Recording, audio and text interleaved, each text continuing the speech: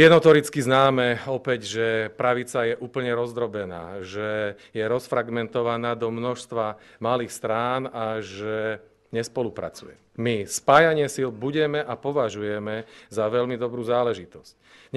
Dnes nás o to viac mrzí, že to, čo je typické pre väčšinu dnešných tzv.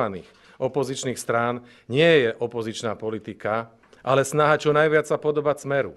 Čo najviac mu pomôcť v parlamente, keď treba, čo najviac sa mu priblížiť vo svojom programe, aby sa po voľbách tie strany dostali, obrazne povedané, do postele spolu s pánom Robertom Ficom. Kedy sa tieto strany, ktoré dnes hovoria o sebe, že sú opozičné, sami seba označili za pravicové strany. Ako keby sa hanbili povedať, že sú pravicové strany. Nahrádzajú to všetkým iným, všelijakými inými skrytými označeniami, ale hanbia sa povedať, že sú pravicovou stranou.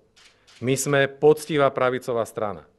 Preto sme vznikli, aby sme stávali na poctivých hodnotách pravice, na ktorých stála dakedy, a aby sme z týchto hodnôt vytvorili programom a jeho realizáciou úspešné Slovensko pre všetkých občanov Slovenska.